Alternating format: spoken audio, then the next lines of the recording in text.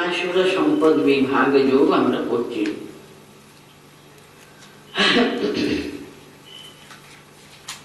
মনে আছে আপনাদের? এখন আসরিক প্রবৃত্তি যাদের, তার কথাই তো অনেক বিস্তারিত ভাবে বর্ণনা করা আছে। উদ্দেশ্য আর কিছু না, আমাদের প্রবৃত্তিগুলো যেন আমরা ভালো করে চিনতে পারি। কারণ আমরা মানুষ, তো মানুষ তার অন্তর্নিহিত দৈবী সম্পদ। কারণ মানুষ এই দুটোর মাঝখানে তার অবস্থান। একদিকে দৈবী সম্পদে উঠবার সেই সমস্ত সুযোগ কিন্তু মানুষ শরীরে আছে, অথচ মানুষ তো রক্ত মাংস যুক্ত একটা শরীর, তো সে শারীরিক যা প্রবৃত্তি ইত্যাদি ইত্যাদি, সেটা মানুষ তাতে যদি মগ্ন হয়ে যায়, তাকে একেবারে মুগ্ধ হয়ে তারই সঙ্গে যুক্ত হয়ে কিন্তু তাদের আসরিক সম্পদ, সে আসরিক প্রবৃত্তিগুলো এত বেশি থাকে, সে সবগুলো একেবারে দমিয়ে রেখে তার যে দৈবী সম্পদ, তার দৈবী প্রবৃত্তিগুলো, সেটা ধরে যে এগুবে খুবই কষ্টসাধ্য ব্যাপার। তার জন্য ভগবান আমাদের অন্তর্নিহিত আসরিক প্রবৃত্তিগুলো তিনি এত বিশাল ভাবে, বিশদ ভাবে তিনি বর্ণনা করেছেন। আমরা 11 পর্যন্ত পড়া হয়েছিল, তাই না? চিন্তাম অপরিমেয়াঞ্চ প্রলয়ান উপাশ্রিতাঃ কামোপভোগ পরমা এতদ্বিদিতি নিশ্চিতাঃ। এটা আমরা শেষে পড়েছিলাম, শেষ শ্লোক আর কি সেটা। এখানে কিন্তু উনি আসরিক প্রবৃত্তির কথাই কিন্তু বর্ণনা করছিলেন। তাদের চিন্তা যে একেবারে বিশাল চিন্তা, আমরা কি করে উন্নত হব, আরো কি করে ভোগ করতে পারবো, এই শুধু সেটা নিয়ে তো মানুষ এত বেশি চিন্তা করতে থাকে। তো সেটাই এখানে বর্ণনা ছিল। চিন্তাম অপরিমেয়াঞ্চ প্রলয়ান্তম উপাশ্রিতাঃ কামোপভোগ পরমা এতদ্বিদিতি নিশ্চিতাঃ। কামনা বাসনাগুলো ভোগ করাই কিন্তু জীবনের উদ্দেশ্য, এই ছাড়া আর কি হতে পারে? আর তো কিছু নেই, এটাই কিন্তু তারা চিন্তা করতে অভ্যস্ত আর কি। আরও দেখুন, যাতে আমরা চিনতে পারি, সেটা ত্যাগ করবার জন্য প্রচেষ্টা করতে পারি, সর্বদা যেন আমরা সেই ব্যাপারে সচেতন হতে পারি, তার জন্য সেগুলো এত ডিটেইলি কিন্তু তিনি বর্ণনা করেছেন আর কি। আশা পাশা শতৈর্বদ্ধাঃ, আমি 12 শ্লোকটা পড়ছি। আশা পাশা শতৈর্বদ্ধাঃ কাম ক্রোধ পরায়ণাঃ ইহন্তে কাম ভোগ ভোগার্থম অন্যায়ার্থ অর্থ সঞ্চয়ম। যে কোনো ভাবে কিন্তু অর্থ সঞ্চয় করবার জন্য তারা সদা উন্মুখ। আশা পাশা শতৈর্বদ্ধাঃ, কত রকমের এই 11-12 কিন্তু একসঙ্গে যাবে।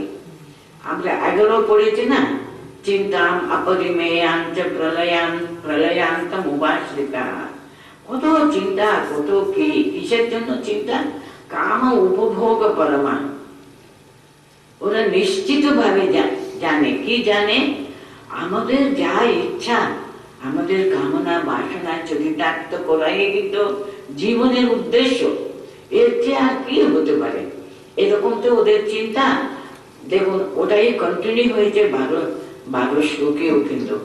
আশা পাশা শতৈর্বদ্ধাঃ, কত আশা, কত রকমের কামনা মনের ভিতরে, সেটা কিভাবে যে আমাদেরকে একেবারে বেঁধে ফেলে, এটা পেতে হবে, ওটা পেতে হবে, সেটা পেতে হবে, আরো পেতে হবে।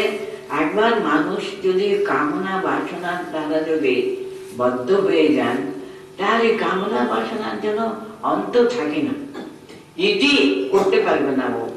সেটা বলতেন, তার জন্য বলছেন আশা পাশা শতাইর বদ্ধ, শত শত কামনা বাসনা মানে কাম ক্রোধ পরায়ণা। কামনা গুলো যদি আমাদের যদি মাঝখানে কেউ বাধা দেয়, আমাদের প্রচন্ড রাগ হয়। কামনা বাসনা তার সঙ্গে সঙ্গে রাগ, দ্বেষ ইত্যাদি, এটা আমাদের মাঝখানে যদি বাধা পড়লে আমাদের প্রচন্ড রাগ হয়ে যায়। তার জন্য বলতেন আশা পাশা শতাই বদ্ধাঃ কাম ক্রোধ পরায়ণাঃ। সাধারণ মানুষ আমরা দেখুন, আমাদের মনে কত রকমের এটা পেতে হবে, ওটা পেতে হবে, কত রকমের ইচ্ছা, কত রকমের কামনা। সেটা যদি আমরা মাঝখানে সেটা কিছু বাধা পায়, কোনো মানুষ আমাদেরকে আমাদের ইচ্ছা মতো ইচ্ছাগুলো পূর্ণ করতে দেবে না, সঙ্গে সঙ্গে রাগ হয়ে যায়। কাম ক্রোধ, কামনা আমাদের মাঝখানে প্রতিহত হলে প্রচন্ড রাগ হয়। তার জন্য কাম ক্রোধ পরায়ণা। কামনা যদি আমাদের পরাভূত হলাম, পেলাম না, প্রচন্ড রাগ হয় যে সে আমাদেরকে করতে দিল না, পেতে দিল না, না, তার জন্য তার উপরে প্রচন্ড রাগ হয়। ইহন্তে কাম ভোগ ভোগার্থম অন্যায়েন অর্থ সঞ্চয়। তখন আমাদের যে কোনো জিনিস, we are ready to do anything।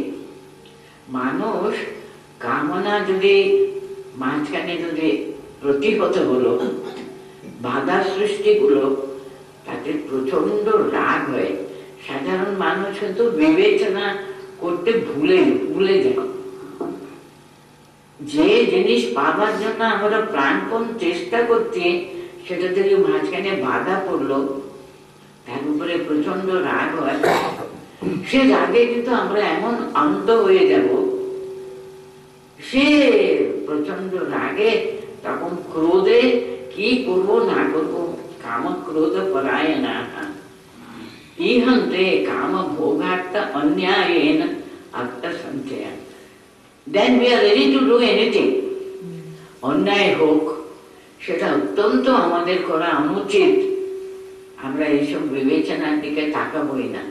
বিবেক বুদ্ধিটা একেবারে সম্পূর্ণভাবে বিনাশ প্রাপ্ত হয়ে যায়। তখন আমার যে বাধা দিল তার উপরে প্রচন্ড রাগ হয়। মানুষ যদি রাগে অন্ধ হয়ে যায়, তখন অনেক কিছু অন্যায় করতে পারে। কারণ নিজের স্বার্থ যদি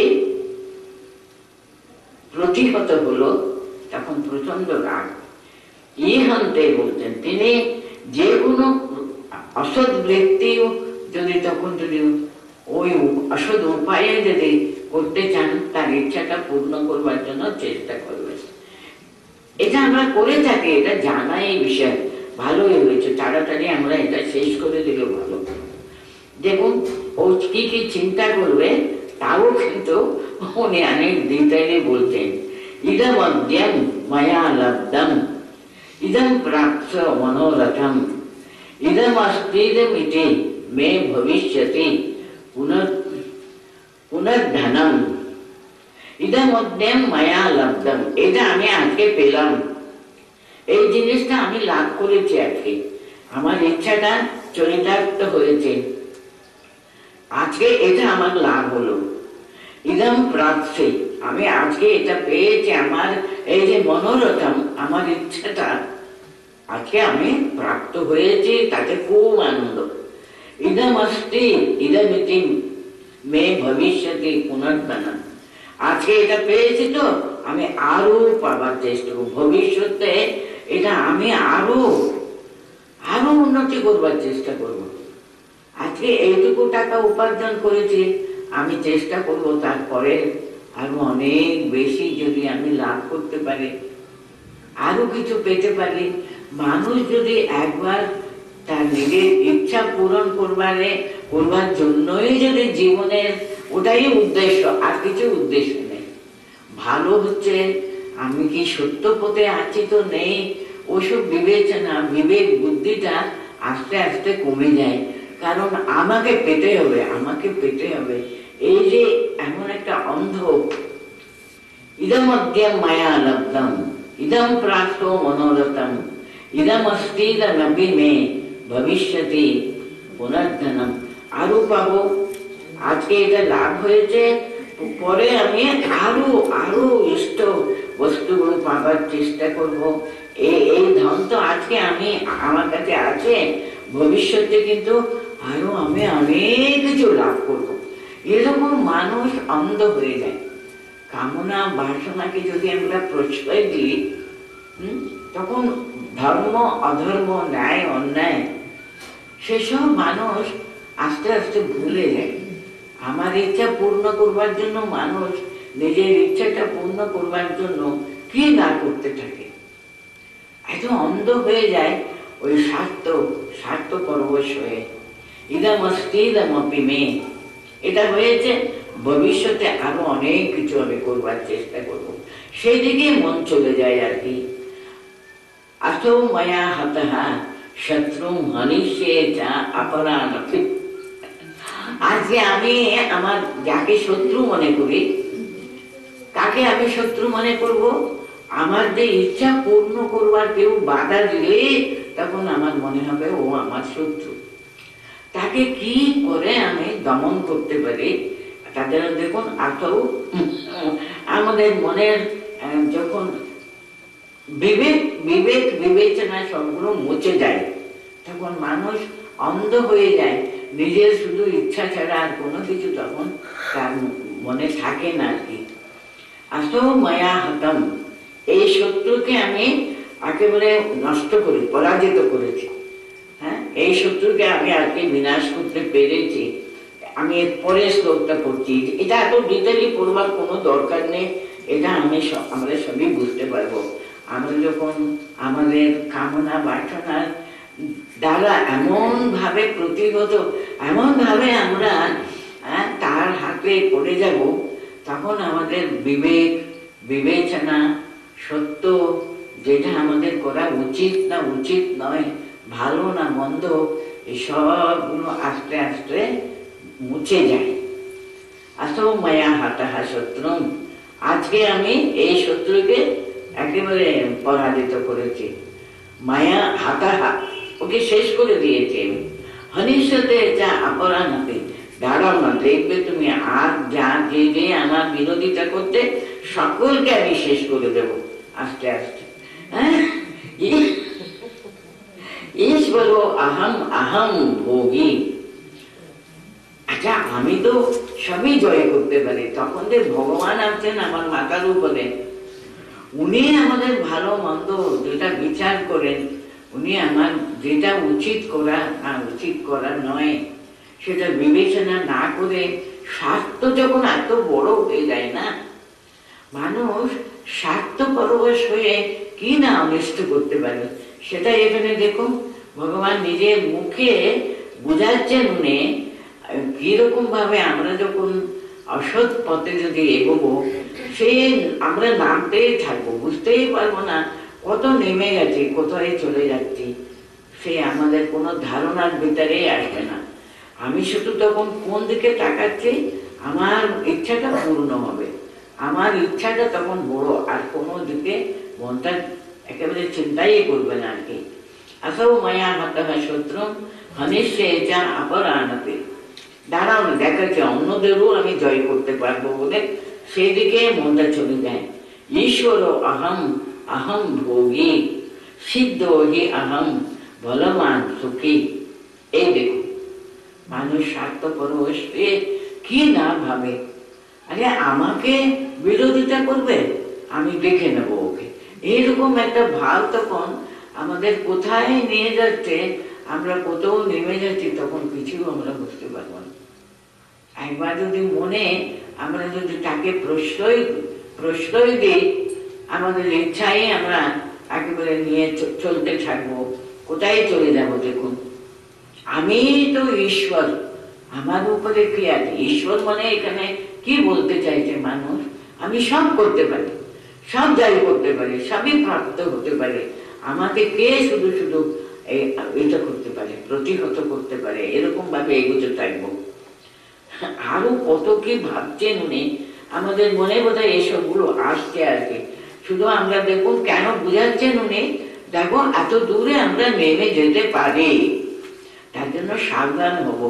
যখন আমরা স্লিপ খেতে থাকলে কোথায় নেমে যাচ্ছি আমরা বুঝতে পারবো না, নেমে নেমে নেমে কোথায় গিয়ে দাঁড়াবো, সেখানে কোনো মাঝখানে আর কোনো বাধাই হবে না।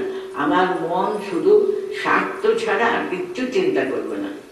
সেই স্বার্থ পরবশ হয়ে মানুষ কি না করতে পারে, ভগবান এখানে আসরিক সম্পত্তি, সে একবার যদি আমরা স্লিপ হয়ে যাই, আমাদের আদর্শকে যদি আমরা নষ্ট করে ফেলি, তখন আমরা তার মানে স্বার্থ পরবশ হয়ে নামতে থাকি, কোথায় যে যাব সেটা আমরা বুঝতেই পারি না, কোথায় নেমে যাচ্ছি আমরা। আর্য হি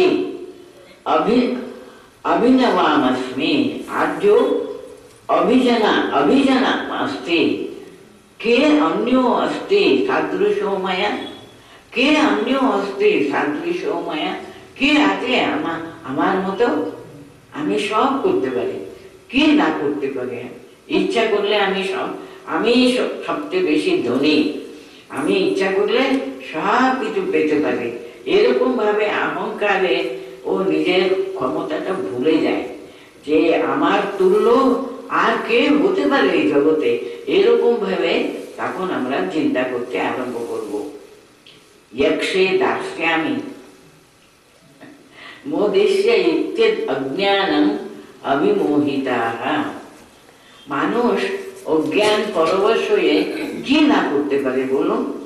ভগবান যেন আমাদের হাত ধরে থাকুন, আমাদের মনে যেন এরকম একটা অহংকার আর নিজের প্রতি সমস্ত একেবারে বুদ্ধিটা নিজের অহংের ভিতরে এমন ভাবে যুক্ত হয়ে যায়, তখন আমাদের সুবুদ্ধিটা একেবারে লুপ্ত হয়ে যায়। অহংকারে এত মত্ত হয়ে যে মানুষ কোথায় নেমে যেতে পারে দেখুন। বলছেন যক্ষে দাস্যামি, আমি যজ্ঞ করে ওরা ওরকম করেছে, তার চেয়ে বড় আমি করব, তার চেয়ে বড় আমি করতে পারি। মানে আমি মানুষের কাছে করে যে কোনো মতে আমি বড় হব, এইরকম একটা বুদ্ধিটা যদি ভগবান যদি একবার আমাদের বিবেকটা মুছে ফেলেন, আমাদের তখন কোথায় যে নেমে যাব তার কোনো সীমা থাকবে না আর কি। যক্ষে দাস্যামি মোদিষ্য অজ্ঞান বিমোহিতা, অজ্ঞানের দ্বারা যারা মোহিত হয়ে যায় তখন তাদের মনে বিবেক বুদ্ধিটা সম্পূর্ণ লুপ্ত হয়ে যায়, তখন ওরা নামতেই থাকবে, নামতেই থাকবে।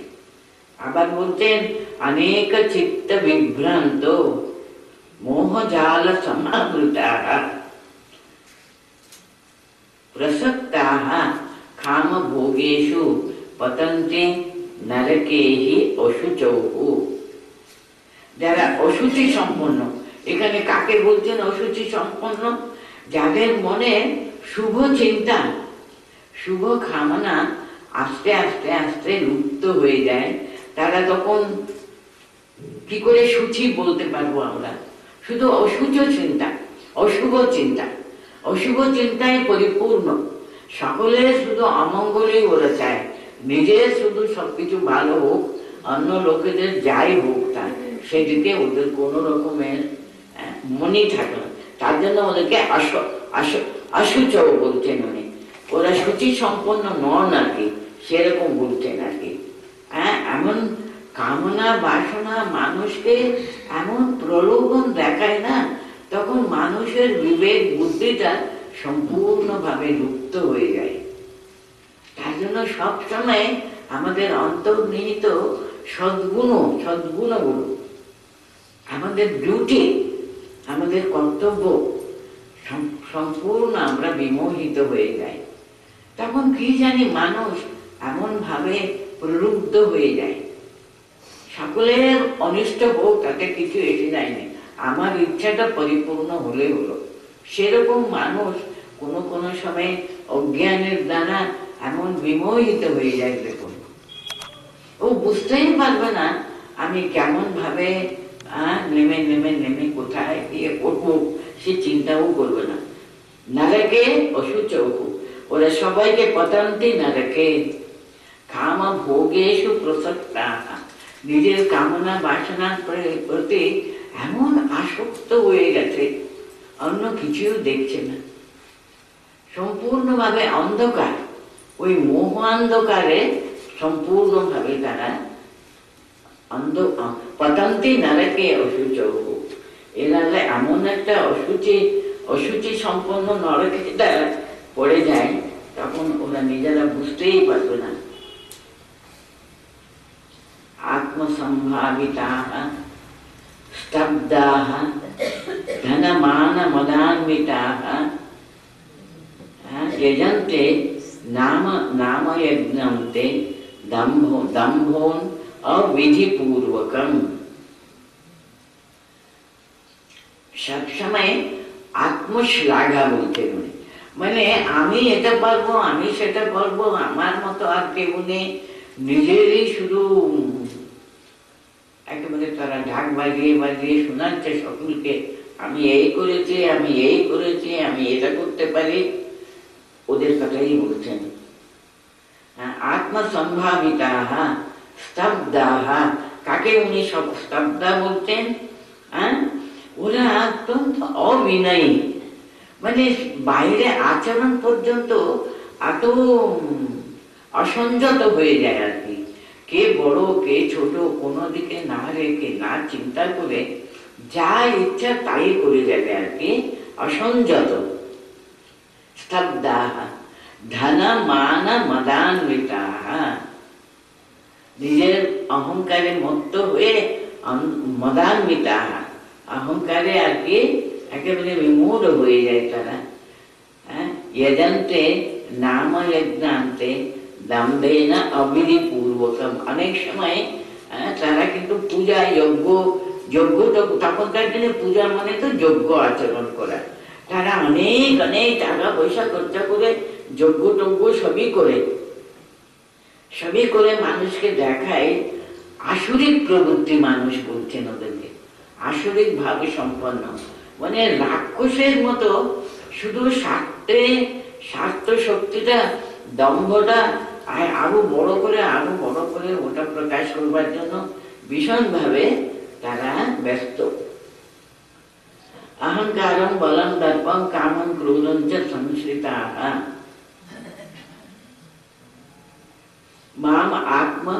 মাম আত্ম পরদেহেষু প্রদ্বিষন্তে অভ্যসূয়কাঃ। আরো কত কি বলছেন দেখো, ওদের কথাটা উনি এত বিবরণ করে কেন বলছেন উনি, এটা আমাদের মনের ভিতরে কোথায় উঁকি ঝুঁকি মারতে থাকে, কোন সময় তারা প্রবল হয়ে যায়, তার জন্য আমরা যেন চিনে রাখতে পারি, সর্বদা। আমরা সব সময় সে ব্যাপারে কিন্তু সবসময়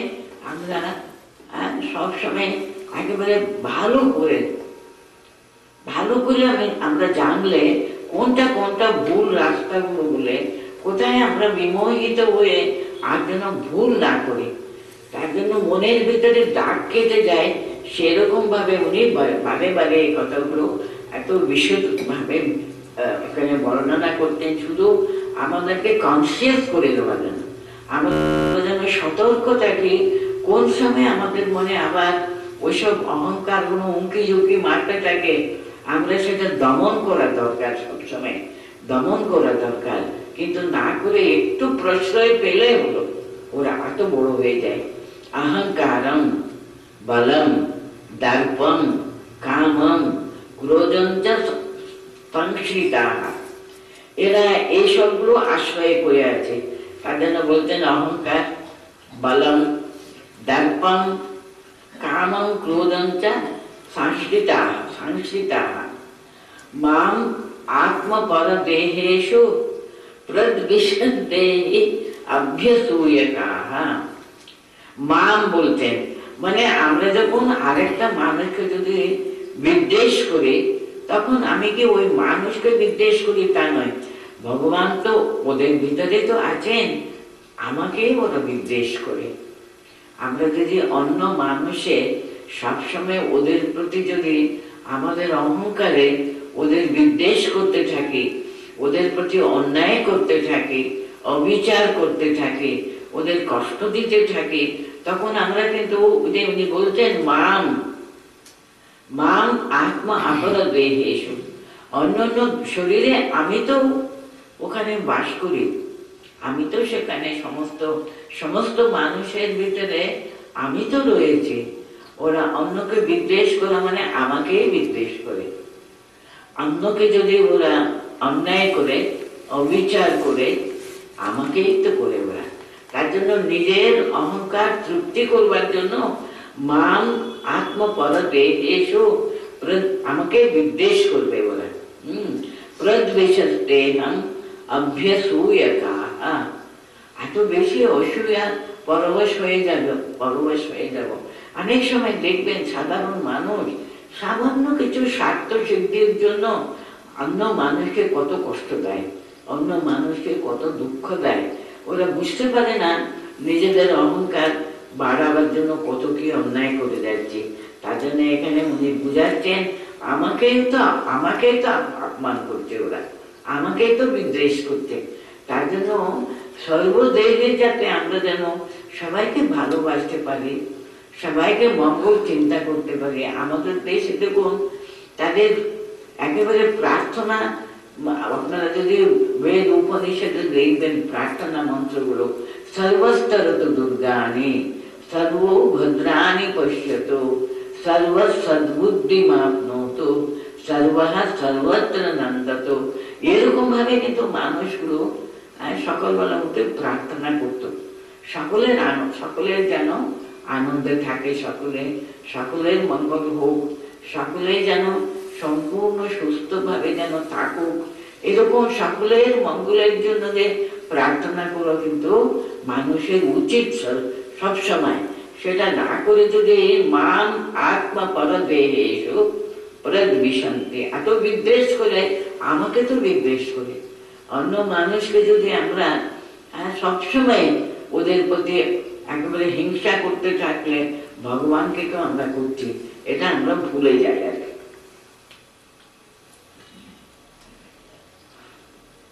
তা না আমি ওদেরকে কি করি, আলটিমেটলি সেটা আমি বলতে তান আহম দ্বিষতম ক্রূরান সংসারেষু নরাধমান ক্ষিপ্যামি অজস্র অশুভান সুরীদের যোনিষু।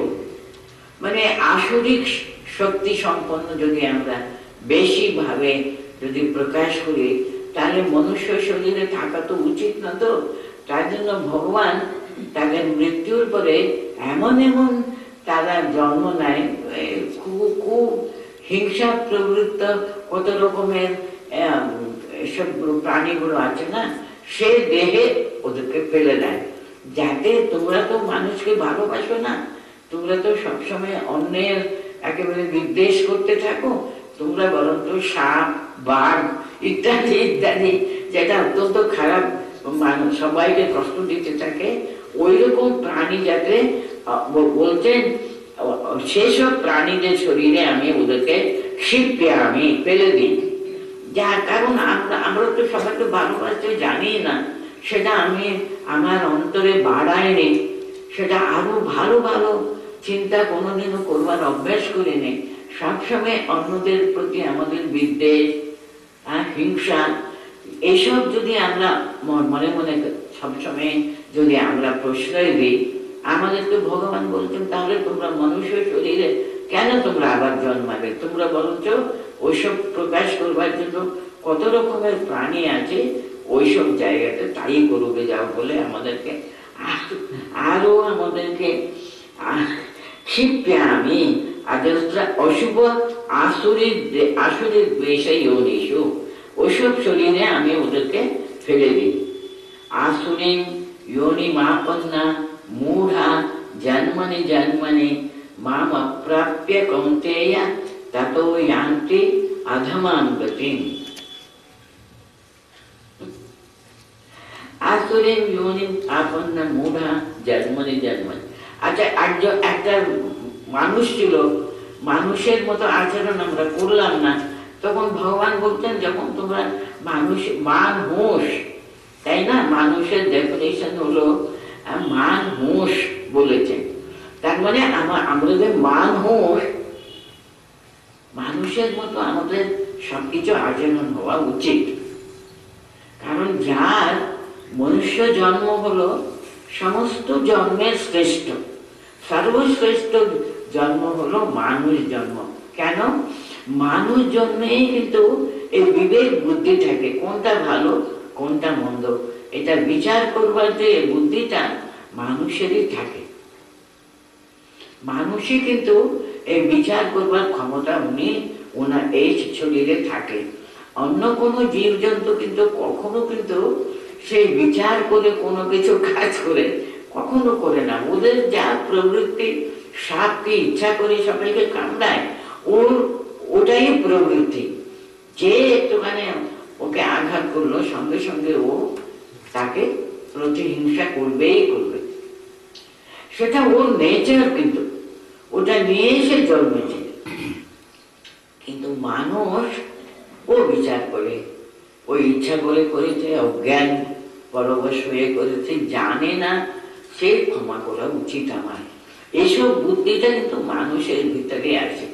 আমরা যখন মানুষ আমরা সেটা ভুলে গিয়ে পশুদের মতো যদি আচরণ করি, তখন ভগবান কি করবেন? তোমরা তো মানুষ জন্ম পেয়ে তো মানুষের মতো তোমরা ব্যবহার করো নে, যা তোমাদের যেমন নেচার সেই সব আসুরিং যোনিম আপন্না মূঢ়া জন্মনি জন্মনি মাম অপ্রাপ্য।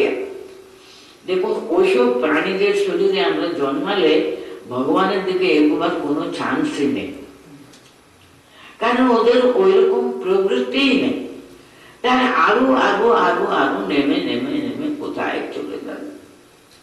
হ্যাঁ, উনি কিন্তু মনে করিয়ে দিচ্ছেন আমাদের, দেখো আসুরি মূঢ়া জন্মনি জন্মনি মাম অপ্রাপ্য কৌন্তেয় ততো ইয়ান্তি অধমাং গতিম। আরো অধম, অধমতর, অধমতম, আরো আরো আরো নিচে নিচে চলে যাবো আমরা প্রত্যেকটি জন্মে। এরকম ভাবে কিন্তু এটা আমাদের হাতে আছে, কিন্তু আমরা এগোতে পারলে এগোতে পারবো। আমরা যদি এগোবার ইচ্ছা না থাকলে, মানুষ জন্ম পাওয়া মানে একটা বিরাট বড় একটা অপরচুনিটি, কিন্তু আমরা এগোতে পারবো। আরো এগিয়ে এগিয়ে মানুষই কিন্তু ভগবান হতে পারে। এর মতো কেন মনুষ্য শরীরটা সর্বশ্রেষ্ঠ বলা হয়, এর জন্য কিন্তু আমাদের এগোবার একটা চান্স আমরা পেয়েছি। তো মানুষের মতো কাজকর্ম করলে আমরা সত্যি দেবতার সান্নিধ্যে আমাদের দেবভাব যত বেশি প্রকাশ করতে পারবো, তত বেশি কিন্তু আমরা দেবা সমস্ত কোয়ালিটি গুলো আমরা প্রকাশ করতে পারবো। দেবতায় হওয়ার জন্য সবচেয়ে বড় চান্স কিন্তু মানুষের ভিতরে আছে। যদি আমরা না করে আরো নিচে নেমে নেমে কোথায় যাবো তার কোনো ঠিক ঠিকানা নেই। এটাই বিমুক্তই কৌন্তেয়, না কোথায় পড়ছিলাম আমরা, এখানে বলছেন আরো এই কথাগুলি চলবে। আমি ওটা তার জন্য এত ডিটেইলে আর বলবো না, হয়েছে তো অনেক কথা তো শুনলাম, আমরা নেমে যাবো। আমার নেমে যাবো কথাটা আর কত বলবো বলুন না। ত্রিবিধম নরকস্যেদম দ্বারম নাশনম আত্মনা কাম ক্রোধস্তথা। আচ্ছা, কোন কোন দিকে আমরা সাবধান হতে হবে সেটাও কিন্তু বুঝিয়ে দিচ্ছেন এখানে। ত্রিবিধম নরকস্যেদম দ্বারম নাশনম আত্মনা।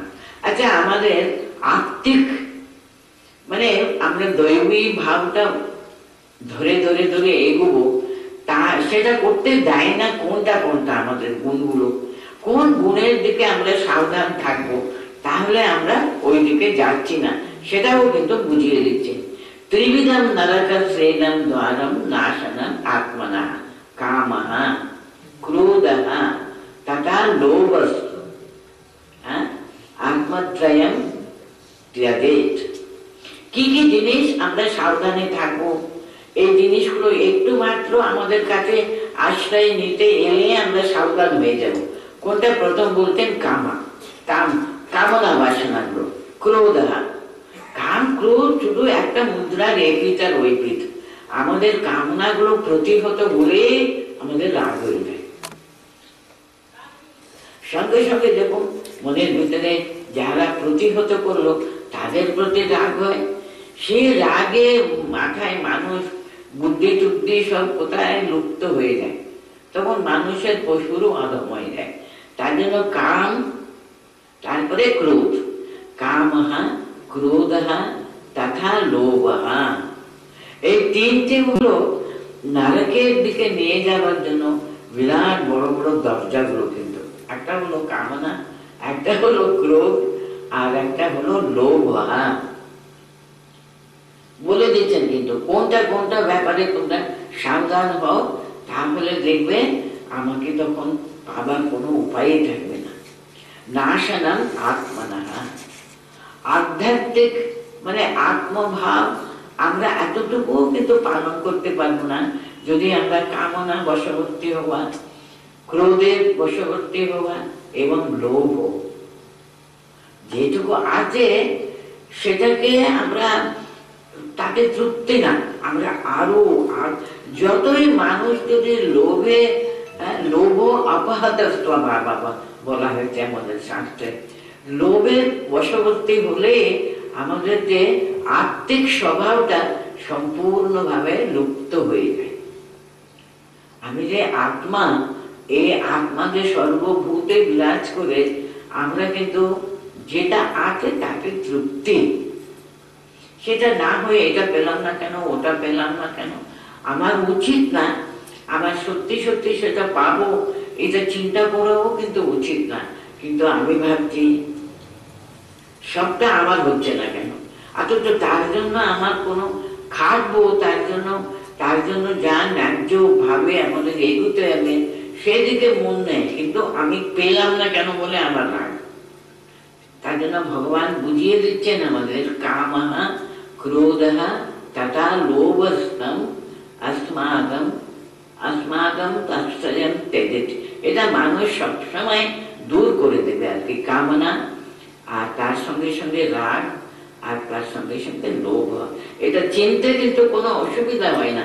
উনি বলছেন কাম ক্রোধ লোভ এই তিনটে হলো নরকের দ্বার, তোমরা তার বশবর্তী হয় না, হওয়া উচিত না, হবে না। তো সবসময় be very very very careful, এই তিনটের ব্যাপারে কিন্তু সর্বদা সবসময় সজাগ থাকবে। কারণ এরাই হলো আত্মচিন্তা, আত্মার যে বিনাশের, আমাদের অধোগতি থেকে নিয়ে যাবার মূল কারণই হলো এরা। তার জন্য এই তিন থেকে সর্বদা তুমি ত্যাগ করবে বলছেন। বলছেন তেজেত, এটা সম্পূর্ণভাবে দূর করবার চেষ্টা করবে মন থেকে। কারণ এরা হলো ত্রিবিধম নরক ছেদম দ্বারম আত্মনঃ নাশনম আত্মনঃ, আত্মচিন্তাকে সম্পূর্ণভাবে বিনাশ করে দেবে এরা। তাই জন্য এটাই বিমুক্তাই কৌন্তেয় তমো ঊর্ধ্ব ত্রিভি নরঃ আচরে আত্মনঃ শ্রেয়স্ততো ইয়াতি পরাম গতিম। অর্জুনকে উনি এত ভালোবেসে উনি এত সুন্দর করে বলছেন, হে কৌন্তেয় এইটাই বিমুক্তঃ কৌন্তেয়, হে কৌন্তেয় এই নরকের তিনটে দ্বারের কথা বললাম না, সব সময় মনে রাখবে, এটাকে দূরে থাকবার চেষ্টা করো। যখনই তোমার মনে কোনো লোভ আসে, যখনই তোমার কারোর প্রতি বিদ্বেষ আসে, এটা এর হাত থেকে মুক্ত হয়ে থাকবার চেষ্টা করো। কারণ এরা কিন্তু আমার কাছে নিয়ে আসবে না, অনেক তোমাকে আরো অধোগতি যাতে তুমি প্রাপ্ত হও সেই দিকে নিয়ে চলে যায়। কাম, ক্রোধ এবং লোভ। আমি বলে দিলাম এই তিনটে হতে মুক্ত হতে সবসময় মানুষের প্রচেষ্টা করা উচিত। কারণ আত্মসাধন, আত্মকল্যাণ চিন্তা থেকে এরা কিন্তু আমাদেরকে দূরে নিয়ে চলে যায়। তার জন্য পরাম গতি, সেই মানুষের শ্রেষ্ঠ গতি থেকে ও শ্রেয় গতি, শ্রেয় পথ থেকে তোমাকে দূরে টেনে নিয়ে চলে যায়। আত্মনাহা শ্রেয়স্ততো ইয়াতি পরাম গতি। যাতে কারণ আমার ভিতরে যিনি আছেন আত্মা রূপে ভগবান, ওর ভিতরেও আছে, তোমার ভিতরে আছে, তার ভিতরেও আছে, সর্ব মানুষের ভিতরে আছে। তার জন্য আমাদের কি করা উচিত? কারোর প্রতি কোন রকমের আমাদের ক্রোধ, রাগ করা না। আমি বলছি না প্রকাশ করবে না। একটা টিচার যদি স্টুডেন্টসকে যদি ওরা অন্যায় করে থাকে, পড়াশোনা না করে থাকে, তাকে তো বকবে, তাকে তো শাস্তি দেবে, সবকিছু করবে। কারণটা কি? তারা যেন আরো উন্নতি হোক, তাদের আরো যেন উন্নতি হোক, ওদের শ্রেয় কামনার জন্য। বাবা ছেলে যদি অন্যায় করলে তাকে বকবে না 100 বার, কিন্তু ওদের কল্যাণের জন্য। সবসময় চিন্তা থাকে কিছু ওদের কল্যাণ হয়, শুধু আমার স্বার্থের জন্য যেন আমি অন্যদের প্রতি বিদ্বেষ যেন না করি, অন্যদের জিনিসের প্রতি আমি যেন লোভ যদি না করি। সেখানে মানুষের বিবেচনা আছে না, সেটা ঠিক বলে দেবে। কিন্তু তার জন্য বলতেন এতে বিমুক্ত কমতে, এই যে কামনা, ক্রোধ এবং লোভ, এই তিনটে থেকে সর্বদা তুমি সজাগ থাকবে। তুমি কখনো তাকে তুমি বশবর্তী হবে না। আচারে আত্মনাহা শ্রেয়স্ততো ইয়াতি পরাম গতি। যারা এই ব্যাপারে খুব সচেতন থাকে, এই তিনটের প্রতি খুবই সজাগ থাকে, কারণ ওরা কিন্তু শ্রেয় পথ থেকে কখনো বিচ্যুত হতে পারে না। শ্রেয় পথ আর কি আমাদের নরকস্টের দ্বারা বলে দিয়েছেন। আমরা কেন নরকের দিকে এগোবো? আমরা আমাদের শ্রেয় পথ কিন্তু ধরে রাখবো। শ্রেয়স্ততো ইয়াতি পরাম গতি। যারা এটাতে কিন্তু সতর্ক থাকলে তারা কিন্তু শ্রেয় পথের দিকে কিন্তু এগোতে থাকে, কিন্তু ওদের কখনো কিন্তু অন্য অধোগতি হবে না বলে দিলেন। यः शास्त्रविधिम् उत्सृज्य वर्तते कामकारतः न स सिद्धिम् अवाप्नोति न सुखं न परां गतिम्। এই আমি যে বললাম তোমাকে এই কথাগুলো, এটা শাস্ত্র বিধি। এটা ত্যাগ করে যদি বর্ততে কামকারতः, এখানে কামকারতা কেন বলতে? আমার ইচ্ছা, আমার সিদ্ধি লাভ, আমি শুধু আমার কামনা চরিতার্থ করবার জন্য আমি যা করছি সেটার দিকে আমি এগুচ্ছি। তাতে কত মানুষের কত রকমের অসুবিধা করছে, সেদিকে না তাকিয়ে তো এগুতে থাকবো। কামকারতা বর্ততে বলছেন, নিজের স্বার্থ সিদ্ধির জন্য সে এগুতে থাকে শাস্ত্রবিধি উৎসৃজ্য। আমি যে এই কথাগুলো বললাম তোমাদেরকে, ত্রিবিধম নরকত্রেদম দ্বারম নাশনম আত্মনঃ। আত্মজ্ঞান, আত্মার যে উন্নতি, সে পথের যে বিরোধিতা করে কাম, ক্রোধ এবং লোভ, তার দিকে তুমি এগোবে না বলে রাখলাম। এটা যদি না শুনে নিজের ইচ্ছা পরিপূর্ণ করবার জন্য তিনি যদি সে কাম কারতা সেটা ওই দিকে এগোতে থাকেন, এটা কিন্তু পরাম গতি থেকে উনি কখনো, শ্রেষ্ঠ গতি উনি কখনো প্রাপ্ত হতে পারে না। তার জন্য এটা তুমি এই তিনটে থেকে সবসময় সাবধানে থাকো। হ্যাঁ, বিমুক্ত, তার হাত থেকে তুমি দূরে থাকবার চেষ্টা করো অর্জুন বলে এত সুন্দর ভাবে উনি আচরতে আত্মনঃ শ্রেয়স্ত ইয়াতি পরাম গতি। তুমি সবসময় আত্মচিন্তা, নিজের সত্যি সত্যি আত্মচিন্তা করলে কিন্তু সকলের কিন্তু আমরা হিত, তাদের শ্রেয়, তাদের সৎ পথের কথাই চিন্তা করি আমরা। সেটা ছেড়ে দিয়ে আমি শুধু নিজের লোভে অপহত স্বভাব হয়ে গিয়ে যখন আমরা নিজের ছোট ছোট আমি আর কি, কাঁচা আমি। কাঁচা আমিকে যত আমরা বাড়াবার চেষ্টা করি তাতে দুর্গতি ছাড়া আর কিছু হবে না। তার পিছনে কি আছে? ওই কাম, ক্রোধ, লোভ, এটাই আছে। আরো কত সজাগ করে দিচ্ছেন দেখুন ভগবান। ইয়া শাস্ত্র বিধিম উৎসৃজ্য বর্ততে কামকারতঃ। কামকারতঃ ইয়া শাস্ত্র বিধিম উৎসৃজ্য। এটা শাস্ত্রে কিন্তু এটা বারবার বলেছে। কি বলেছে? এই কাম, ক্রোধ, লোভ এটা আশ্রয় করো না। আশ্রয় করলে কিন্তু তোমার কোনো দিকে কিন্তু সে পরম গতি লাভ হবে না। কিন্তু যিনি এই শাস্ত্র বিধিকে একেবারে উৎসৃজ্য বলতেন, ত্যাগ করে, বর্ততে কামকারতঃ, নিজের ইচ্ছা, নিজের লোভ, নিজের সমস্ত কামনা বাসনা চরিতার্থ করবার জন্য অন্যদের কোন রকমের অসুবিধা করলেও তার জন্য কোনো লক্ষ্য রাখে না। কেন লক্ষ্য রাখতে পারছে না? নিজের কামনা এত বড়, স্বার্থপরতা যখন, তখন চোখের একেবারে আলোটা চলে যায়, তখন কোনটা ভালো কোনটা মন্দ বিবেচনা, এই কোনো বিচার চিন্তাই থাকবে না তখন। তার জন্য কামকারতঃ বলতেন, নিজের ইচ্ছা পূর্ণ করবার জন্য শাস্ত্র বিহিত সবকিছু উনি একেবারে ত্যাগ করেছেন। করে তিনি সিদ্ধি না আপনতি, মানুষের যে জীবনের যে লক্ষ্য, সেই সিদ্ধি থেকে তিনি পতিত হবেন। শেষে না সুখম না পরাঙ্গতি। সত্যি সত্যি উনি কোনো সুখেরও কোনো কিছু লাভ করতে পারবেন না। কারণ যেখানে পুরুষার্থ প্রাপ্ত হবে না, তখন তার দুঃখ অনিবার্য। আত্মজ্ঞান তো লাভ হওয়া তো সুদূর হয়ে যাবে, তার সুখও হবে না, মুক্তিও হবে না, কিছুতেই সে পাবে না, সব থেকে সে পড়ে যায়। ইয়া শাস্ত্রবিধি উৎসৃজ্য, আমি 23 পড়ছি, বর্ততে কামকারতঃ, এটাই বলছি। নাশ সিদ্ধি মাওয়াপ্নোতি, ও জীবনের সিদ্ধি তো লাভ করবে না, না সুখম না পরাঙ্গতি, শ্রেষ্ঠ পদও তিনি পাবে না জীবনের। তস্মাৎ শাস্ত্রম প্রমাণন্তে কার্য অকার্য অবস্থিতৌ জ্ঞাত্বা শাস্ত্র বিধানোক্তম কর্ম কর্তুম ইহার্হসি। তার জন্য শাস্ত্রে যা বলা হয়েছে সেই সবসময় সেই বিধি অনুসরণ করে তোমার প্রত্যেকটি কাজকর্ম করবে।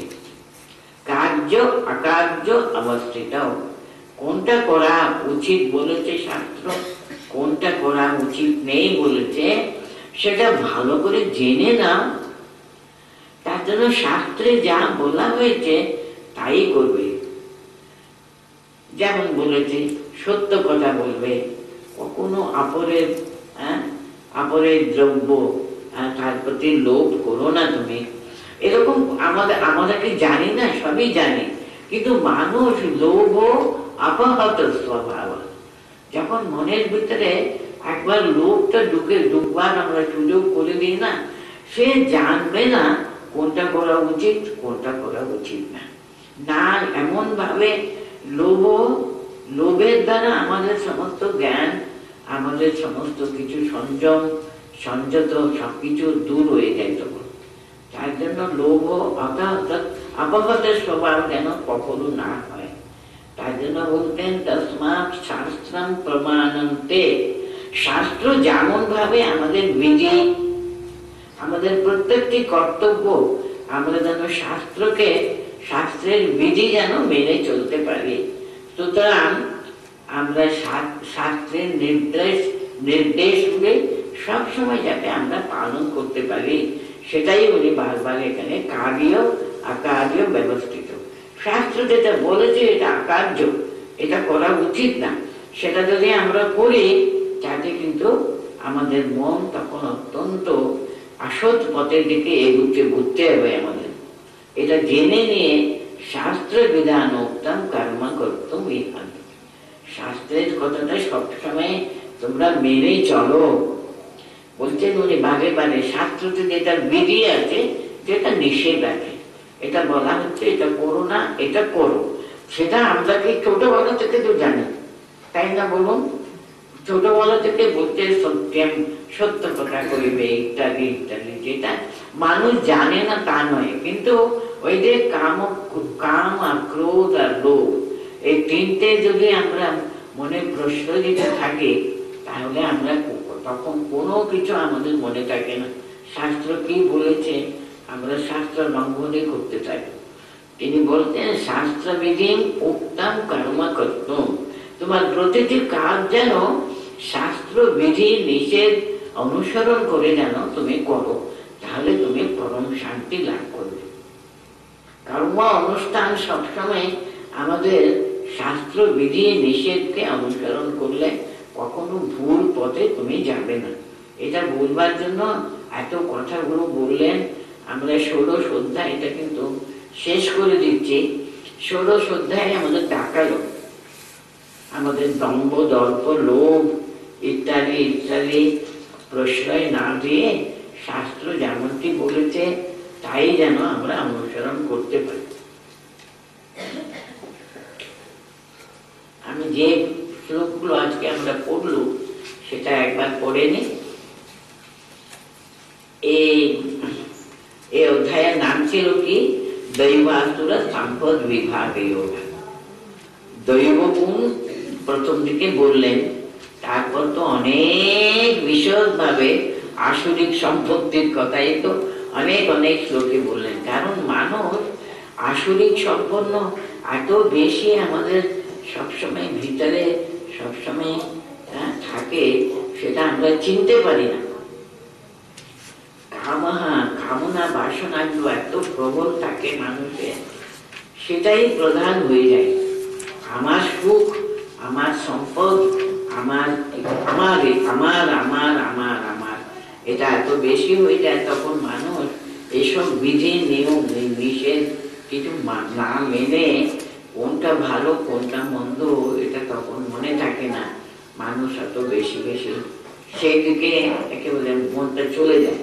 তাতে সাবধান করে দেওয়ার জন্য এই আসরিক সম্পদ বিভাগগুলো কত বেশি মানুষের মধ্যে থাকে সেটা। আর দৈব সম্পদের কথা প্রথম কয়েকটা শ্লোকে কিন্তু বলেছেন। একেবারে দৈবী সম্পদ আমাদেরকে কিরকম মোক্ষের দিকে নিয়ে যায়। অভয়ম সত্য সংশুদ্ধি, এসবগুলো কিন্তু অহিংসা, সত্যম, অক্রোধম, মাত্র তিন চারটি কেন, হ্যাঁ, তারপর থেকে কিন্তু আরম্ভ হয়ে গেল আমাদের আসরিক সম্পদে এত বেশি। আমরা আসরিক সম্পদে আমাদের সম্পদ হয়ে গেছে। তার জন্য এতগুলো শ্লোক বলে দেখালে এইরকম পথে কি কি আমাদের সবসময় সাবধান থাকতে হবে। অহংকারম বলম দর্পম ইত্যাদি ইত্যাদি। আর কামনা বাসনা যখনই সবসময় মনে মুখে মারে, সেটা কিরকম ভাবে আমরা এই কারণ ক্রোধ লোভ। আর শাস্ত্র কথাটা যা আমাদের উপদেশ, সে উপদেশগুলো যেন আমরা ঠিক ঠিক ভাবে পালন করতে পারি, তার কথাটা বলে শেষ করলেন। এরপর থেকে কিন্তু আমাদের শ্রদ্ধাত্রয় বিভাগে যোগ সপ্তমে, আর মুখ্য যোগ বলে লাস্টে কিভাবে আমরা এই সমস্ত দিকে আমরা মুক্তি লাভ করতে পারি, হ্যাঁ, সবগুলো কেমন ভাবে আমরা জয় করতে পারি, এই নেক্সট দুটো অধ্যায়ে বলবেন, 17th and 18th। তাহলে আমাদের দুইটা শেষই হয়ে গেল। আমরা প্রায় শেষ দিকে চলে এসেছি।